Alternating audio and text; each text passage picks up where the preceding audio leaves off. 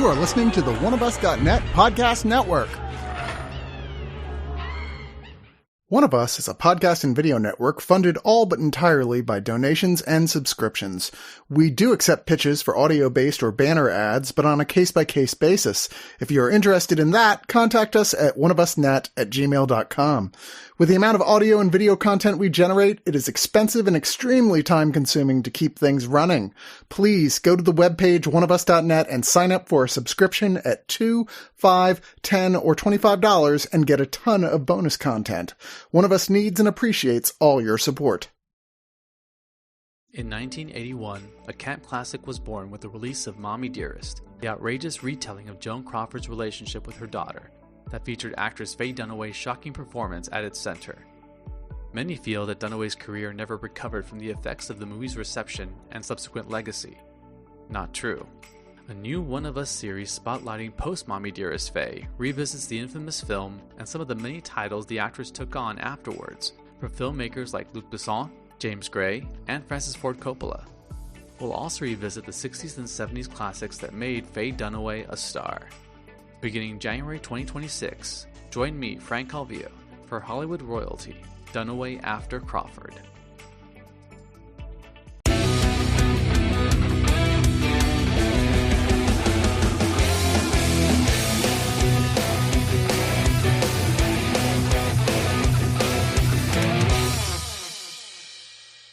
Everyone thought that the female orgasm was just a myth. It's not. It's for real. And it's coming. Teenage Sex and Death at Camp Miasma is about an indie filmmaker named Chris, played by the Hannah Einbinder, who you might recognize from Hacks. Chris has been offered a film franchise IP by a studio with lots of buzz. This horror slasher series, Camp Miasma, starring everyone's favorite slasher icon, The Little Death. Chris doesn't want to make another run-of-the-mill, check-the-boxes, nostalgia-bait sequel that satisfies studio heads. No. She wants to make an important film with something to say. So she's going to track down the original final girl from the slasher series Camp Miasma and throw her into the movie. Now, her name is Billy, played by Gillian Anderson. And Billy, she still lives at the camp where they filmed the first movie. Very reclusive, very mysterious, and still quite sexy. What's she doing at this camp, however? What is she there for? Is it because that deep at the bottom of the lake sleeps Little Death, and she is waiting for his return? This is Teenage Sex and Death at Camp Miasma. With me, someone who would never not watch Little Voorhees Kid while splashing about the lake. Dom is with us. I can't say that I would be paying too much attention to that kid. You know, he's already kind of weird. I'm like, I don't know if he's long for this world anyways. If I have to pick between watching him and potentially getting with a girl, I'm sorry. I know where my decision's lying. It's very, very 80s. Very 80s rational. It's fine because I'm going to be the first person to die when he comes back anyway, so. And also someone with us who absolutely would not watch anyone else's kids because they're just having a good time. Like I said earlier, it's the 80s. Owen is with us. Yeah, I will not be watching your children or any children. Down with all children. So there's a bit of conundrum that I'm going to jump over the hurdle of this review right away. This film has so many themes that you can discuss, from slasher history, from intellectualism within film analytics, from performances and how sometimes chemistry is way more important than anything else in a scene. But the film itself, I think, is saying, hey, quiet down. Just watch the movie. That's kind of amazing. What did you two think of teenage sex and death at Camp Miasma? So going into it, I kind of didn't really know what to expect. Well, actually, you know what? I shouldn't say that because I had sort of an idea just based on the premise of the 2 stars and what I had heard, like kind of rumblings about it, and the fact that it was Jane Schoenbaum directing. I saw the TV Globe was a movie that was unlike anything that I'd ever seen before when that came out. And it opened in kind of like the best position possible because it was 2024. So, there wasn't exactly a lot of competition to begin with. But just based off that movie, I knew this was going to be something interesting. I knew this was going to be something different. I knew this was going to be something really unique. And it impressed me in all of that. Like, I went into this, and the opening is already pretty great as it is, with just like, typical Hollywood skewering, but this time from an LGBTQ plus up-and-coming indie filmmaker who wants to take a bold spin on a well-known legacy franchise. So just that first half, I got to get to that. And then obviously we bring in Gillian Anderson's character and the setting of the camp. And as we progress, and obviously with what the movie turns into in the end, I have to say the transition and the kind of just willingness to go along with it and just let the audience follow along with the journey, I thought was really bold. And it really worked well, too, within Jane Schoenbaum's creative field as well, because they have this really interesting way of portraying visual storytelling that feels like both childlike and for adults. Like, it feels like kind of some of those like hazy, almost trippy looking visuals from like child cartoons that you had growing up in a strictly visual sense. And it really, really impressed me. It was unlike anything I'd ever seen before. And yeah, I'm excited to get more in depth with it. Like, I was really, really invested in like really talking deep about this one. Yeah, I going into this was extremely excited because I think Jane Schoenberg, based on their previous films, is one of the more exciting filmmakers working today, especially for how they engage with media in their films. And I mean, I saw the TV Globe was certainly one of my favorite films from that year. And going into this, my base knowledge was that Hannah Einbinder and Gillian Anderson were involved, and Jane sort of was taking a more in-depth look into the history of cinema, specific cinema genres, and sort of creating this almost magnum opus of a creative challenging piece that maybe won't work for everybody, but for me it wholeheartedly worked, and I was just impressed the entire time. And I too am excited to sort of discuss it in sort of a way that encourages people to watch it, whether that's revealing what happened or just talking in general. I think this is sort of a really exciting film that I look forward to revisiting as the rest of the year goes on. Now, one of the things that caught me off guard very early on in the film is the theme of self. But it's not done in a pretentious way. I don't think so. Billy simply asks Chris, "So, who are you? What are you like?" Pardon the bad accent, which Anderson crushed the whole movie. I've never heard someone carry an accent so well that I forgot that that's not how they sound. I digress. She says, "So, who are you?" And Chris just dives right into her body of work, what films she likes, what she hopes to accomplish with film. And Billy kind of stops her and says, "No, not what do you do? Who are you?" And this is the kind of question I haven't seen in horror in decades. This is old ancient text, but who are you? And from that moment on, I was enthralled. And this is before the incredibly violent and awesome set pieces, as well as the not even voyeuristic, but very, this is very titillating, sexual set pieces as well. What did y'all like so much about this movie, and how can you explain that it's just different than everything else that's out right now? Yeah, I think for me, especially coming from a queer background, I really enjoyed how it sort of explores identity and how impactful art can be to someone's identity. There's a moment in this film that Chris sort of speaks about that queer awakening and how art sort of impacted that really stood out for me. And I think is, in Jane Schoenberg's writing, is a moment that I don't think we've ever gotten in film before, where it's sort of discussing this maybe rare or sort of this sort of rare topic of how art can sort of impact you and how you identify as an individual. It really stood out for me. And then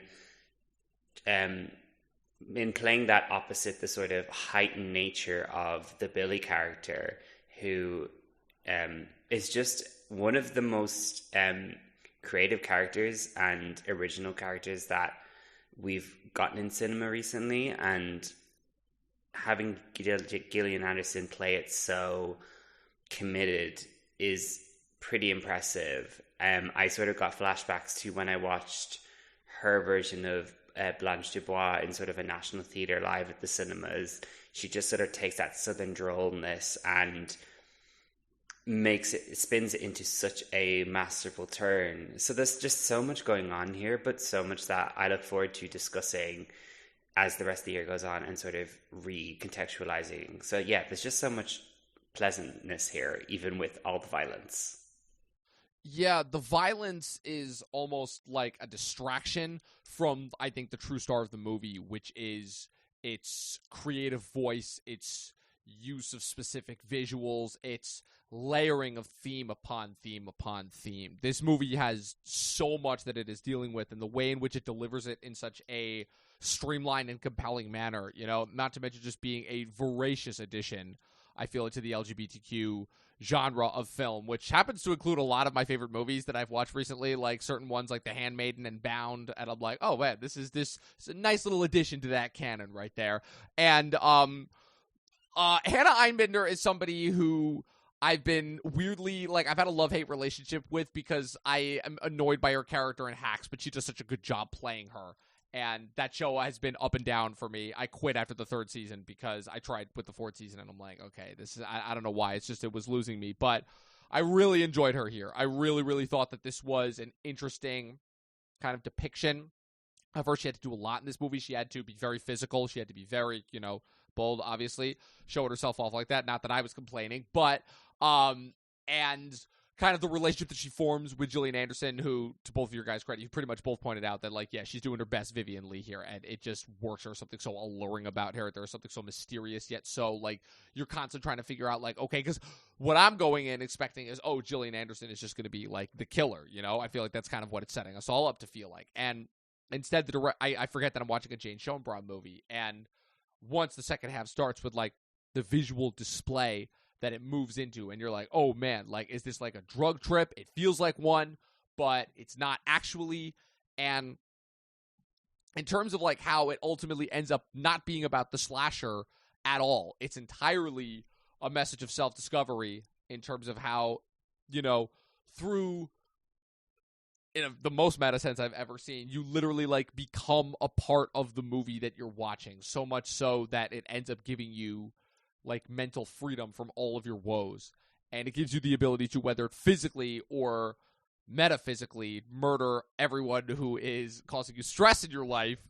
I thought that was a fun little presentation there. And I mean, shit, I don't even know where else to go with this, but there's a lot. There's still so much to talk about. I want to jump into Little Death, the slasher of the film, played by Jack Haven, and they've been a part of the Jane Schoenbrunn universe before. So the Little Death is wearing this white slicker jumpsuit that you would see maybe a chemistry teacher wear, and a giant air vent machine on their head, and has I kind of want to call it a harpoon, but it's on both ends, almost I wish there was a medieval weapons expert around. I'm sure this weapon exists, but the design is incredibly stylish, very freaky. And again, like this film, I feel like you could overanalyze everything, and Billy being a constant, just watch. It's flesh and fluids, as she said. That's what a slasher is really about. And again, that blew my mind, because of course that's what it is. We all remember being young and watching a slasher we're not supposed to watch, to put it lightly. And taking it back to, what was the first slasher you've seen? And did that do anything to you? And what other things did you grow up with and then just kind of put aside because that's not polite society? I love the performance of Little Death. I love the design. I hate that, just like with Fight Club, I'm feeling, I got to go buy that poster, even though, did you watch the movie? That's not what the movie's about. But I would love to have a little Funko Pop, Little Death, like right on my desk. What did you guys think of that performance? Any other performances? And just the overall aesthetic of this wild movie. It's amazing, the aesthetic. It's one of the best looking movies of the year. Just the visual color palette that they select for the production design for the overall look of the movie. It's freaking amazing. And how it obviously changes to reflect the mood of the horror, because the movie, while not being about horror, it's more so just about our relationship with slasher films in general. It never ceases to forget to remind you that it is a slasher movie, and more so kind of what I'm invested in with the Little Death character is the creativity and the fact that they have like kind of this compelling backstory, which in and of itself is kind of a little play on like our common idea of what happens with killers. You know, it's very clearly the most heavily inspired by Jason, but the fact that it kind of takes the Jason origin from the first one and envelops it and crafts it and makes it a little bit more different and unique. And then just fully going all out with the kind of creative layer, I guess you would call it, for the Little Death character, that once it's revealed that like, it's become a meta sense where we are now the movie that Little Death is watching ultimately. But whether even any of that happened, that's up for speculation. But yeah, I really was a fan of, and if we're pointing out signature performances as well, I also was a huge fan of character actor Patrick Fischler, who I'm just recently rewatching on Lost, and obviously has a very standout scene in Mulholland Drive, Mad Men, Suits, the list goes on and on in terms of the things that he's been in. He's just like the store clerk that's supposed to be the MacGuffin warning for them within the titular Camp Miasma horror franchise. So he was a signature stand-up performance. I mean, obviously Gillian Anderson, who's just like, oh man, I want Gillian Anderson to get an Oscar nomination for this so badly. She won't, but perhaps an Indie Spirit Award, which it's very well deserved. This might be the best I've ever seen her on film. Yeah, I think the fact that this film manages to sort of pay respect, but also reclaim the slasher genre. I'm thinking of films like the sleepaway camp films from the 80s, which are, while sort of fun in their gorishness, sort of dated in how especially they treat sort of queer themes. Not to spoil the end of the first sleepaway camp, a personal favorite that I appreciate for its level of camp, whereas this one manages to pay homage to them but also reclaim it in a modern way where we can have these queer artists sort of and the film talks about it in sort of realizing how these stories can be quite destructive to a certain community of people. But the fact that we have an artist like Jane making it still bloody and realizing that it can be entertaining, separate from how we think about these things in a modern lens, is just really impressive. And it's just another fascinating aspect about this whole production. I agree. I think aesthetically this film is such a love letter to cinema of many genres. There were moments where I thought back to Sunset Boulevard.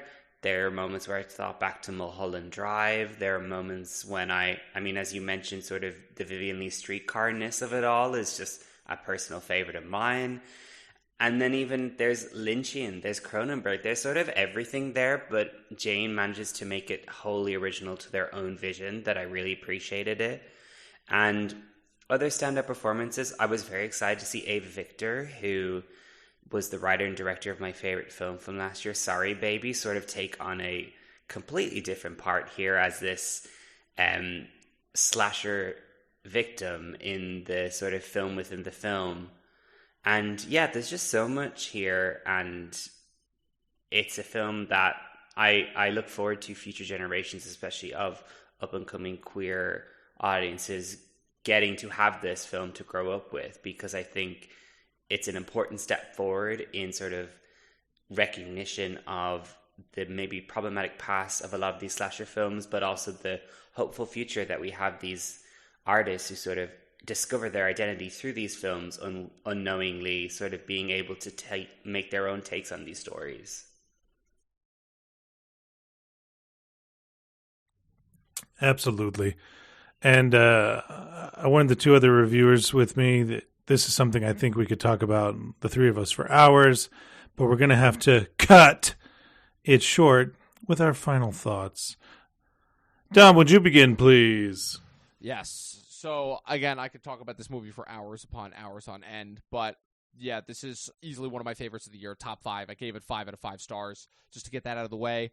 And yeah, it's one that I'm going to be thinking about for a very, very long time, just continuing to come back to little moments within it, especially the ending. I'm really, really a big fan of the ending, like how like the power of the slasher just seemed to have like melted the snow, and how she really has just kind of like left her old life behind, and she's like, no, it's about the movie, and it's about living in the movie. You know, I really like the visual representation of that metaphor.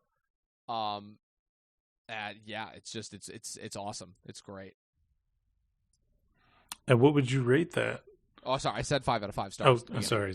Yeah, I always forget you do the star thing. Yeah, I know, I'm boring like that. That's fine. And we're all made of stars. Oh, and your final thoughts? Yeah, I think I agree. I think this is certainly one of the strongest films of the year so far. I'd be shocked if it doesn't stay at top of the list of my favorite films from the year as the rest of the next couple of months go by. I think Jane has outdone themselves yet again, managing to sort of increase the production of their film, yet not lose any of their original vision of how they present these media influenced stories. Gillian Anderson is delivering one of the best performances on film this year. Just quick aside, but anyone who's looking for a great Gillian Anderson performance on film, you should watch the Terence Davies' The House of Mirth from 25 years ago, which she's pretty incredible in. But anyway, I return to my final thoughts. Yeah, this was just incredible, and it's so exciting to have a voice like Jane's in cinema, and I hope they continue to make these crazy visual, thought-provoking pieces of art like this film and I Saw the TV Glow, and their first film, oh my god, what was the name of their first film? We're All Going to the World's Fair, yeah, I believe. We're All Going to the World's Fair.